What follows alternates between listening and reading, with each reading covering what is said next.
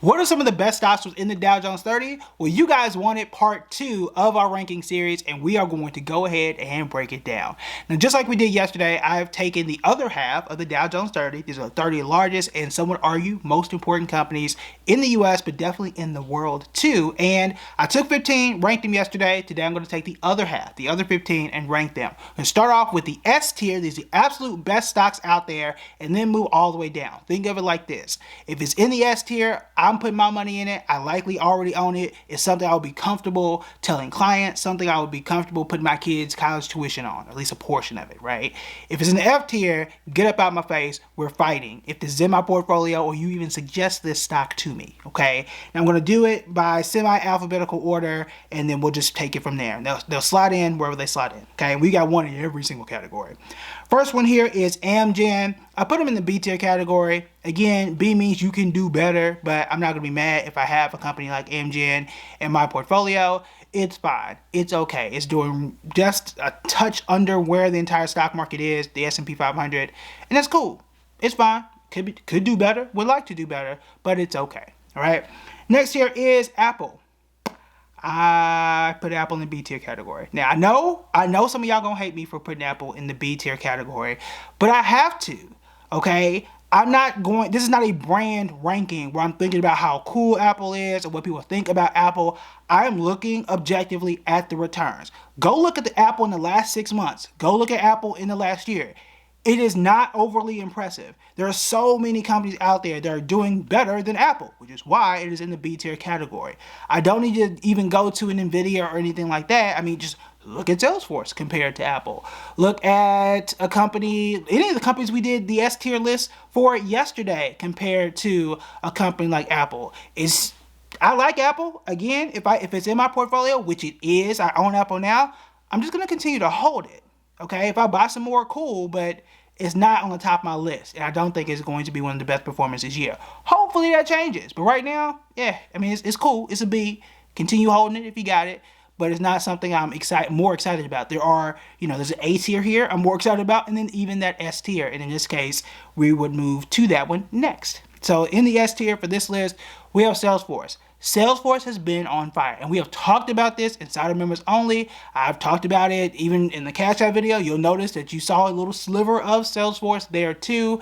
I've been on Salesforce for about a year and some change now, and I'm just telling y'all, okay, Salesforce is legit, and they really started to do well, I would say, after they were in the Dow Jones 30. I think they got added in 2021-ish.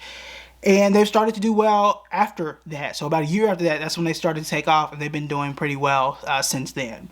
Next here, Cisco Systems. This is the first time we have to, take the escalator down, and we're going to start off in the D tier list for Cisco Systems. Again, I'm all about context and environment. We are in an environment where it is very, very easy for you to throw a dart and get a stock that's up 25 or 30%. Cisco's not one of them, okay? And until that changes, they're going to be in the basement. They get a D. Next here is Chevron. CVX is the stock symbol there. And this is the one that I warned y'all about. Because at the end of 2021, going into 2022, we did videos and we talked about how oil stocks were starting to do well. Inflation was kicking up. Heating costs were kicking up. Gas prices were starting to tick up, and then we went into the Russia-Ukraine war, which really threw off the entire oil market, and those stocks started to do very, very well. Now, I told you back then, wasn't a huge fan of investing in oil, not only because of the conflict stuff, but because it can be boom and bust. And because of the way oil works in the oil market, there's no telling what these people are going to do. These people being OPEC. This is the oil-producing conglomerates. We can do a whole history about that, but basically they can sit down and decide, hey, we're going to restrict oil, make oil prices go higher. And that's what they do. And I don't want my money tied up in that because I don't know what these people are going to do. It's just whenever they feel like jacking up prices, that is when they do it. I didn't want any part of it. And now you see why. Because a company that is in energy, like Constellation Energy Group, CEG, they're doing fine. Chevron is not. Okay, so that's one reason why I was not super, super excited about investing in Chevron or Exxon or any of those major oil companies. Now you know why. All right. Next here, we have Disney. Now, y'all know I feel like some people think I'm a Disney hater. I put Disney in the B tier category, right next to Apple. Okay, so it's a B.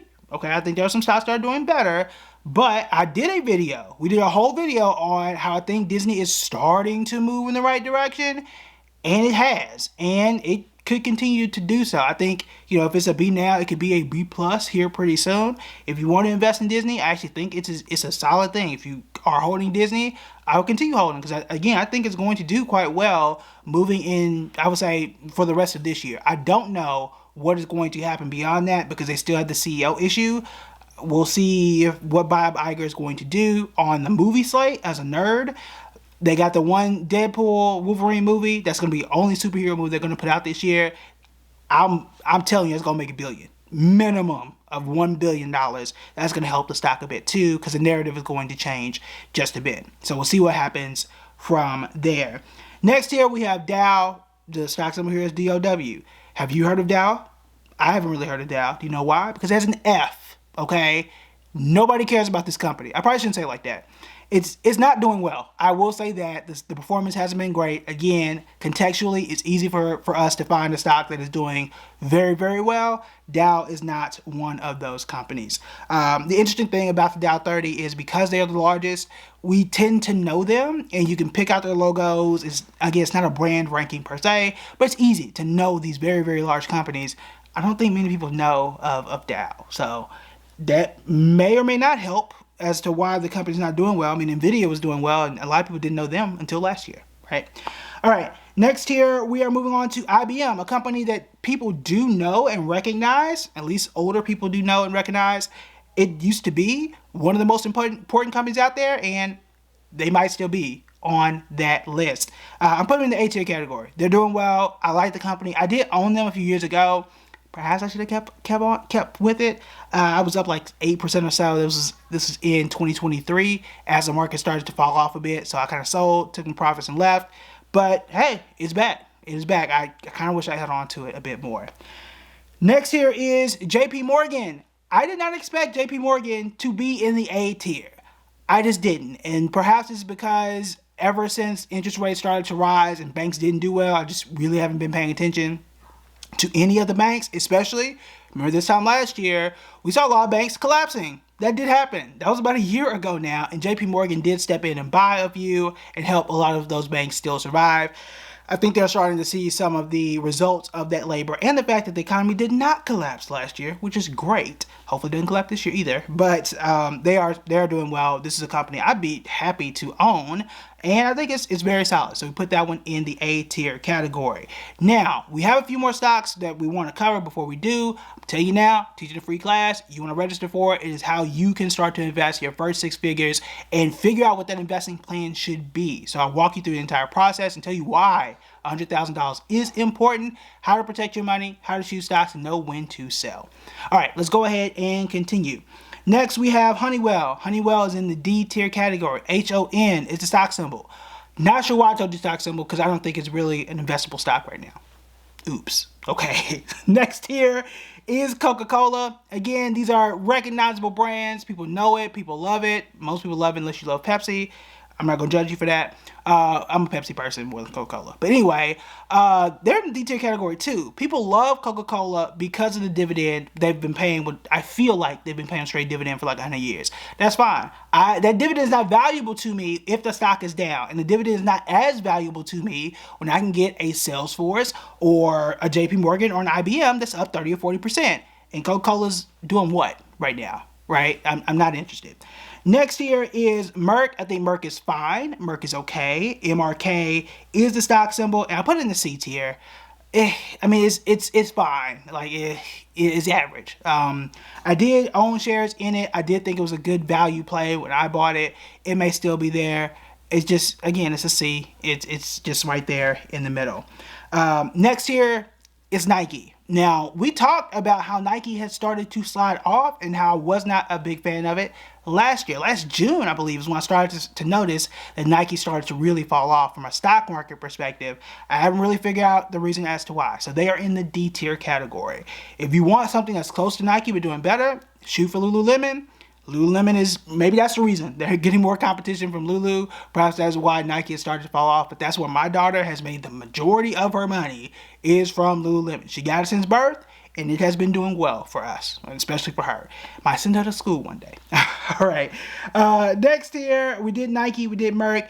Procter & Gamble, PG. It is a very important company. It pays a solid dividend, or at least it used to. I say used to because it's not a stock that I'm paying attention to. Because it's in the C tier. It's okay. You can do so much better. Even back during the pandemic where people were really interested in buying Procter & Gamble, you had companies like Costco doing a whole lot better. Even though, yes, they make detergent, yes, they make soap, yes, they make toilet paper, all the things that you absolutely need. I just feel like there are so many companies that are doing a lot better than Procter & Gamble that you might as well just go with those. Even though they don't have the exact same brand position that a company like Procter does have. Next here is the one that is the most surprising, and I cannot believe I'm saying this. I have it in the C tier now, but I think this company is on the rise. It's Verizon. Y'all know that I am very close to a resident hater of Verizon and AT&T because I've seen so many people buy it without really understanding what they're buying into. And if I'm looking at like the last 5 years or even 10 years, which I don't really think that matters too much, but let's just focus on the last 5 years, shares of Verizon haven't really done all that great. Not really all that impressive. But if you start to look at the last 6 months, you'll start to see that Verizon is catching some momentum. And I can see them going from the C tier to like a B minus, okay? Or even into that mid B category. They are moving very similar to, like I said, with Disney. Disney was moving in the right direction, and you're starting to see the results from that from the time that we're doing that video. Verizon might be next. Now, I would be interested in digging into what's going on and what's changing with Verizon, because I know what those issues are and what's changing with Disney. But Verizon, if I'm looking for one that like, hey, I'm looking to make some money and I really want a company that's going to move in the future, Verizon might be that one. Obviously, I got my money and will continue putting my money in a company like Salesforce because that's the one that's in the S tier. But what were the other companies that were in that A and S tier? Like what is the cream of the crop? I guess is the best way to say that. If you want to know what that is when it comes to the Dow Jones 30, you want to make sure that you check out part 1, and you can check that out right here.